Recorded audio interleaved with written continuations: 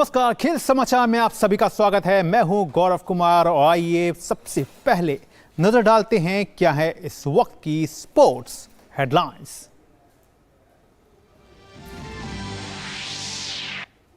भारत और आयरलैंड के बीच 3 मैच की T20 सीरीज का पहला मैच आज।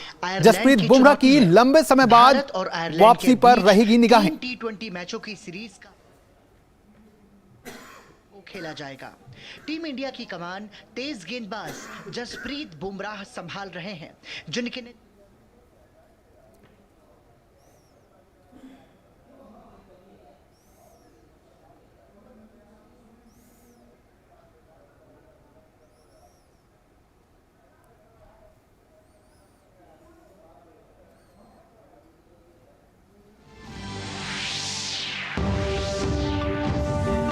आज भारत और आयरलैंड के बीच T20 सीरीज का पहला मुकाबला खेला जाएगा। निगाहें रहेंगी जसप्रीत बुमराह पर, लंबे समय बाद कर रहे हैं टीम इंडिया में वापसी। टॉप्स महिला पहलवान प्रिया मलिक ने रचा इतिहास। कुश्ती की अंडर-20 विश्व चैंपियनशिप में 76 किलोग्राम भार वर्ग में जीता स्वर्ण। अंतिम पंघाल के बाद ऐसा करने वाली दूसरी महिला पहलवान।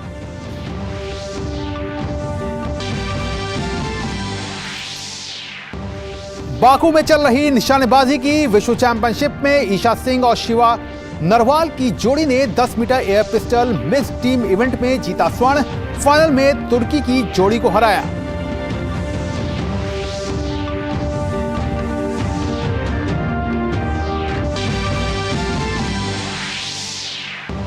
भारतीय ग्रैंड मास्टर आर प्रज्ञानंदा ने शतरंज विश्व कप के सेमीफाइनल में बनाई जगह। क्वार्टर फाइनल में अर्जुन एरिगेसी को दी मात। अंतिम 4 में फैबियानो कैरुआना से होगा सामना।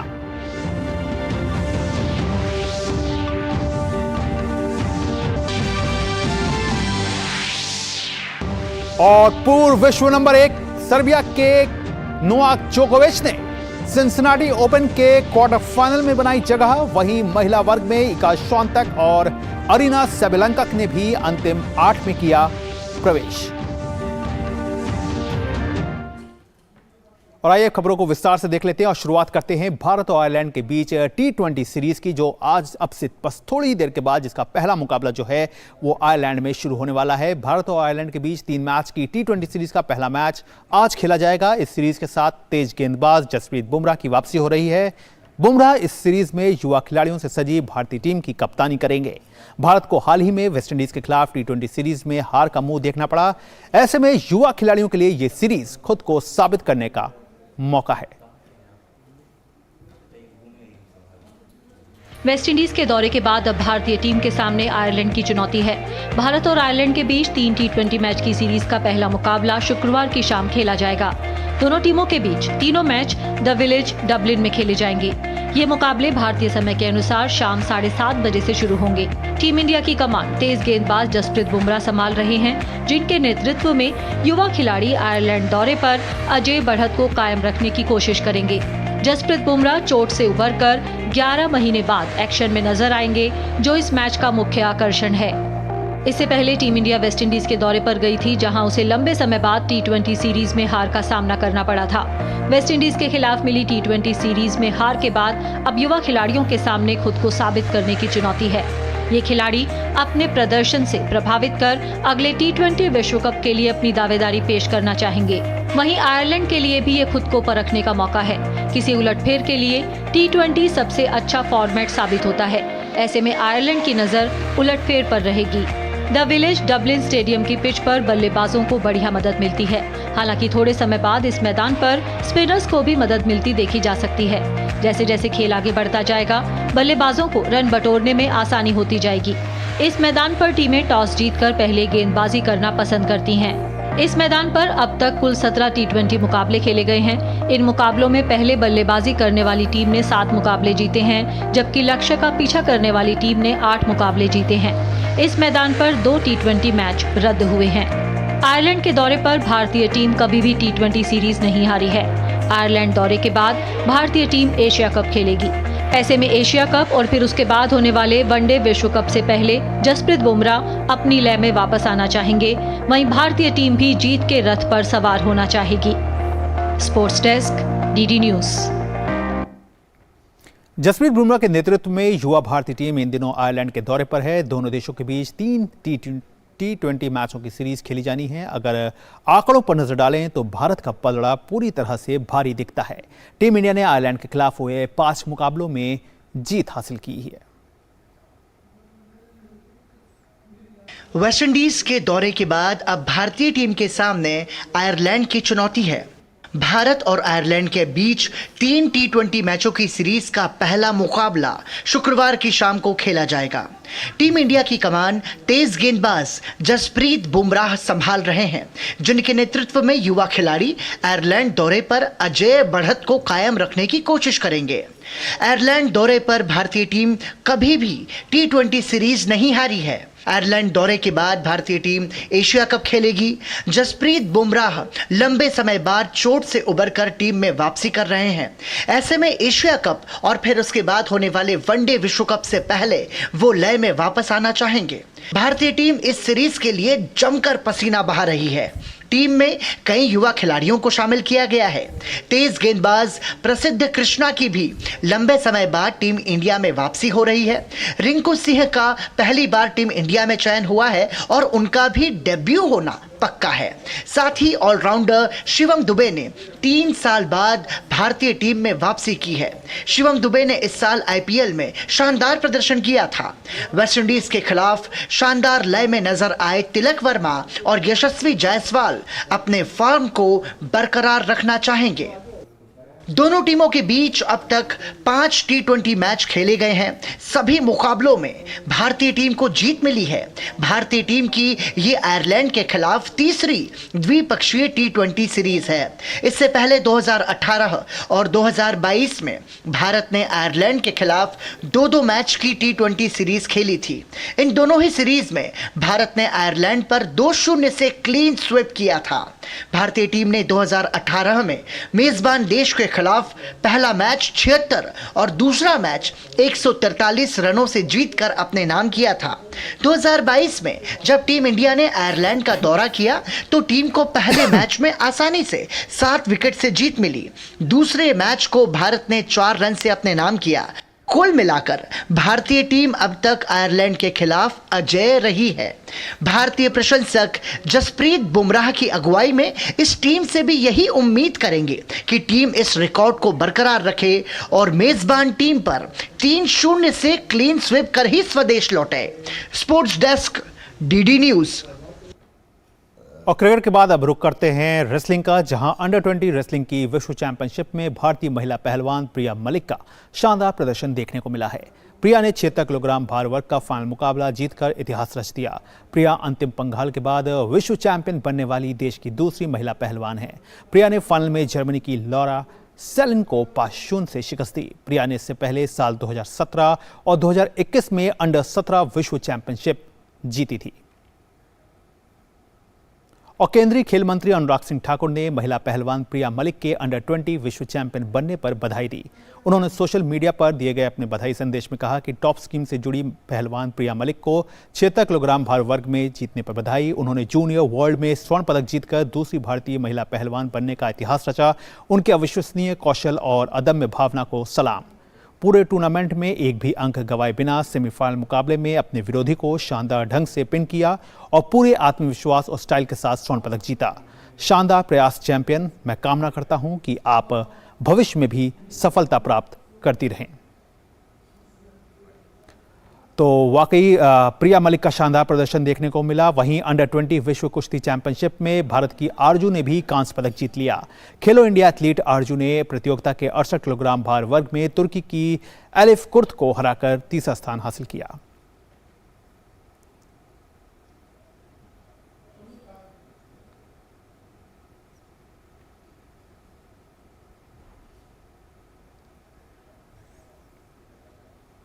और कुश्ती के बाद अब रुक करते हैं निशानेबाजी का, जहां भारतीय निशानेबाज ईशा सिंह और शिवा नरवाल की जोड़ी ने बाकू में चल रही शूटिंग विश्व चैंपियनशिप के 10 metre air pistol mixed event में स्वर्ण पदक जीत लिया। भारतीय मिश्रित जोड़ी ने स्वर्ण पदक मुकाबले में तुर्की की जोड़ी को 16-10 से हराया।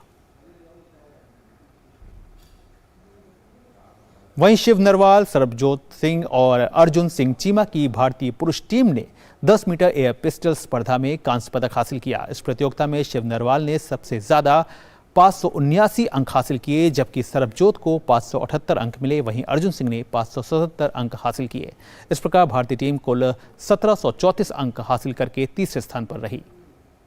और अब रुक कर लेते हैं फुटबॉल की दुनिया का, जहां major league soccer team Inter Miami की नज़र अपना पहला बड़ा खिताब जीतने पर है। इंटर मियामी के कप्तान लायनल मेसी का कहना है कि लीग्स कप ट्रॉफी जीतना बेहतरीन होगा।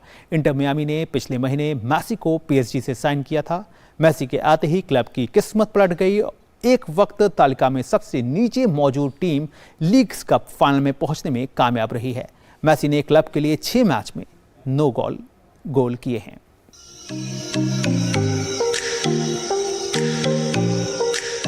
विश्व के सर्वश्रेष्ठ खिलाड़ियों में से एक लायनल मेसी के जुड़ने के बाद से major league club Inter Miami की किस्मत बदल गई है।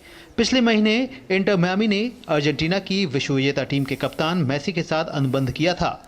उस समय टीम लगातार मुकाबले हार रही थी और मेजर लीग सॉकर की अंक तालिका में नीचे की तरफ मौजूद थी। मेसी के जुड़ने के बाद से मियामी ने अब तक कोई मुकाबला नहीं गंवाया है।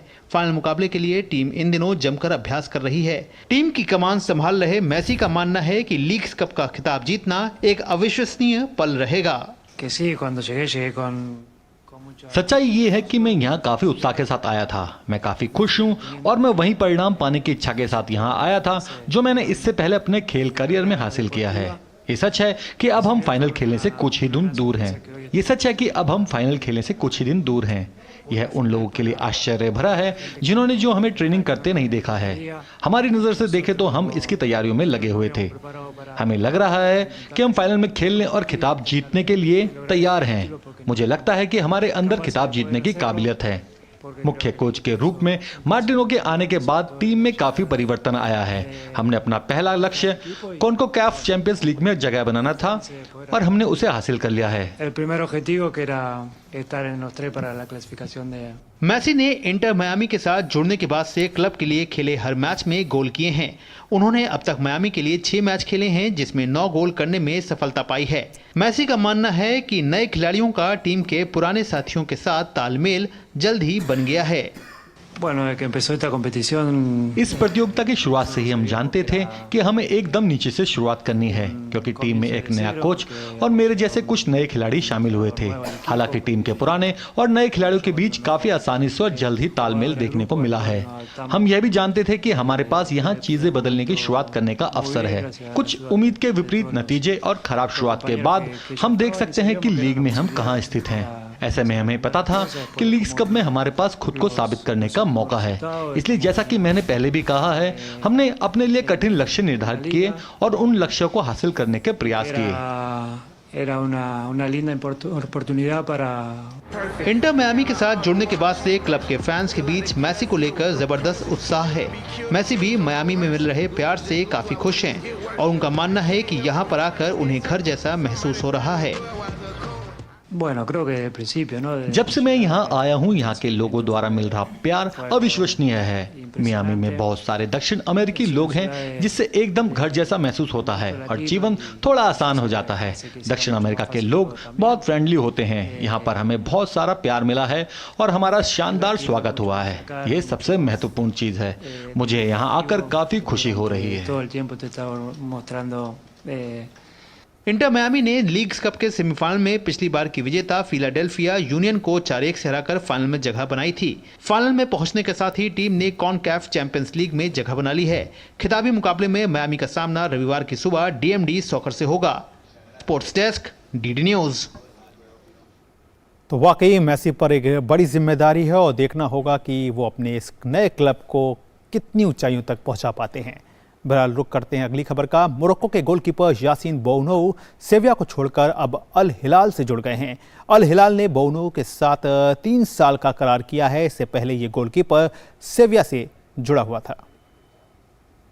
यूरोपीय देशों का फुटबॉल में दबदबा रहा है, लेकिन पिछले कुछ समय के दौरान बड़े बड़े फुटबॉलर्स का सऊदी अरब की ओर रुख करने के सिलसिले में तेजी देखने को मिली है।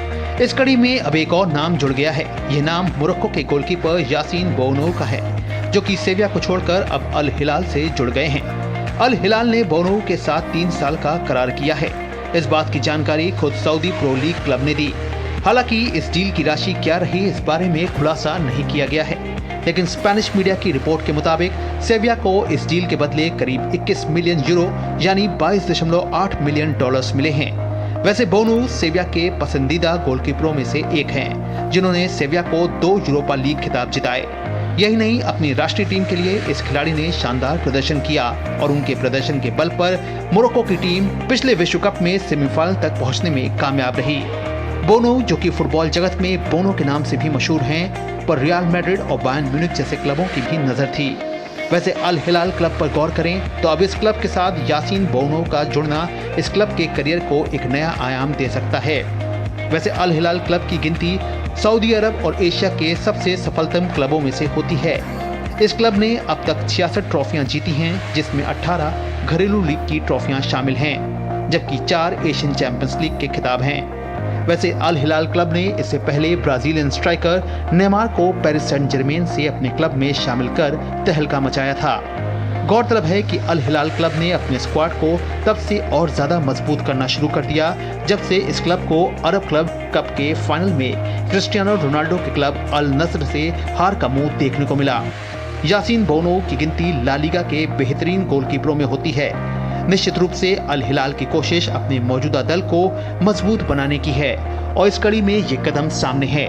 वैसे अगर बड़े खिलाड़ियों के मिडिल ईस्ट जाने के सिलसिले को देखा जाए तो तस्वीर साफ है कि यहाँ भी क्रिस्टियानो रोनाल्डो के सऊदी अरब जाने के बाद से इसमें तेजी से इजाफा देखने को मिला, जिसका सबसे बड़ा कारण टैक्स फ्री होना है। बोनो की वैसे तो अल हिलाल से जुड़ने पर क्या कीमत है, इसका खुलासा भले ही ना हुआ हो, लेकिन रिपोर्ट्स की माने तो ये सेविया में मिल रही राशि से करीब 3 गुना ज्यादा है। जाहिर तौर पर ऐसे माहौल में हर बड़ा फुटबॉलर खुद को मिडिल ईस्ट जाने से नहीं रोक पा रहा और जानकारों की राय में ये एक बड़ा कारण है। Sports desk, TD news. New Zealand और ऑस्ट्रेलिया की सह मेजबानी में हो रहे फीफा महिला विश्व कप को फुटबॉल प्रेमियों का जमकर समर्थन मिला है। वहीं फुटबॉल की गवर्निंग बॉडी फीफा की माने तो इस विश्व कप से अब तक रिकॉर्ड 570 मिलियन डॉलर से अधिक का राजस्व अर्जित हुआ है। फीफा प्रमुख जियानी इन्फैंटिनो का कहना है कि इस विश्व कप की लोकप्रियता ने महिला फुटबॉल को लेकर आलोचकों द्वारा किए गए पूर्व अनुमानों को गलत साबित कर दिया है। महिला फीफा विश्व कप 2023 अब अपने अंतिम दौर में है। इस बार खेल प्रेमियों को महिला फुटबॉल में एक नया चैंपियन मिलने जा रहा है। रविवार को खिताबी मुकाबले में पहली बार पहुंची यूरोप की 2 दिग्गज टीम इंग्लैंड और स्पेन आमने सामने होंगी।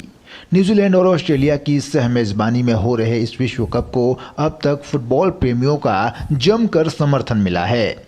मौजूदा विश्व कप को महिला फुटबॉल के इतिहास का अब तक का सबसे सफल विश्व कप माना जा रहा है। फुटबॉल की गवर्निंग बॉडी फीफा का कहना है कि इस विश्व कप से अब तक रिकॉर्ड 570 मिलियन डॉलर से अधिक का राजस्व अर्जित हुआ है। फीफा प्रमुख जियानी इन्फैंटिनो ने एक प्रेस कॉन्फ्रेंस में इसकी जानकारी देते हुए बताया कि 2015 संस्करण की तुलना में मौजूदा संस्करण ने 10 गुना अधिक की कमाई की है। इस विश्व कप की लोकप्रियता ने महिला फुटबॉल को लेकर आलोचकों द्वारा किए गए पूर्वानुमानों को गलत साबित कर दिया है। हमने कहा है कि फुटबॉल दुनिया को एकजुट करता है, लेकिन हमें और अधिक काम करने की जरूरत है। हमें पैसे के बारे में भी थोड़ा बोलना होगा।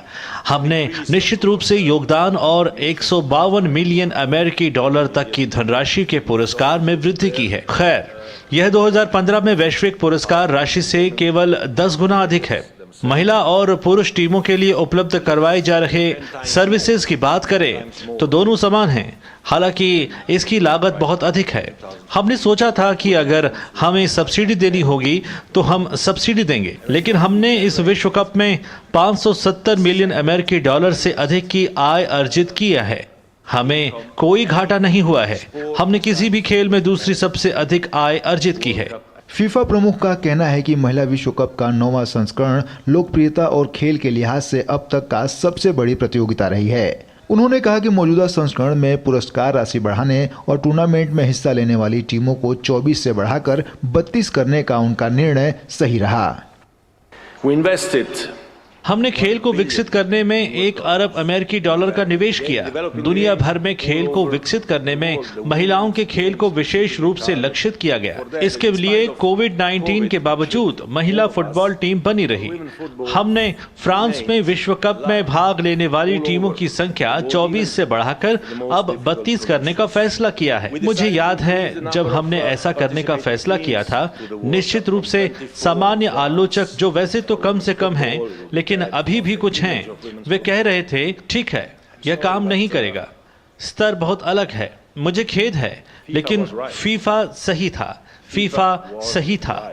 जैसा कि पिछले वर्षों में अक्सर होता है, फीफा एक बार फिर सही था। फीफा अध्यक्ष ने महिला फुटबॉल खिलाड़ियों से अपील करते हुए कहा कि आप में बदलाव करने की शक्ति है।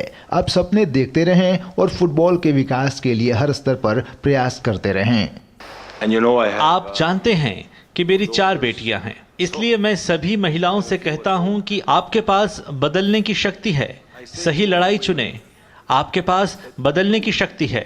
आपके पास हमें समझाने की शक्ति है। दोस्तों, हमें क्या करना है और क्या नहीं करना है, आप इसे करें मेरे साथ, फीफा के साथ। बस दरवाजे को धक्का देने की जरूरत है। आप इसे खुला पाएंगे। बस दरवाजे को धक्का दे, वे खुले हुए हैं। और इसे हर देश में, महाद्वीप स्तर पर, हर परिसंघ में, राष्ट्रीय स्तर पर भी करें। बस धक्का देते रहें, गति बनाए रखें, सपने देखते रहें और आगे बढ़ें। फीफा प्रमुख इन्फैंटिनो ने महिला फीफा विश्व कप की मेजबानी करने वाले ऑस्ट्रेलिया और न्यूजीलैंड पर सवाल उठाने वाले आलोचकों को भी घेरा। उन्होंने कहा कि फीफा के मौजूदा सीजन की सफलता ने आलोचकों को आईना दिखाने का काम किया है। Sports desk, DD news. तो देश के लिए होने वाले किसी भी आयोजन में वाराणसी बढ़ चढ़ कर हिस्सा लेता है, ऐसा ही कुछ दिखाई दे रहा है वाराणसी में बनारस क्लब के 4 दिवसीय बैडमिंटन टूर्नामेंट के आयोजन से। ये टूर्नामेंट खासतौर पर Y20 के लिए आयोजित किया गया है। काशी जो संदेश देने का काम करता है, यहाँ पर Y20 की औपचारिक शुरुआत 18 अगस्त को होगी, जबकि ये बनारस क्लब, नाम ही इसका ऐसा है जो बनारस को रिप्रेजेंट करता है।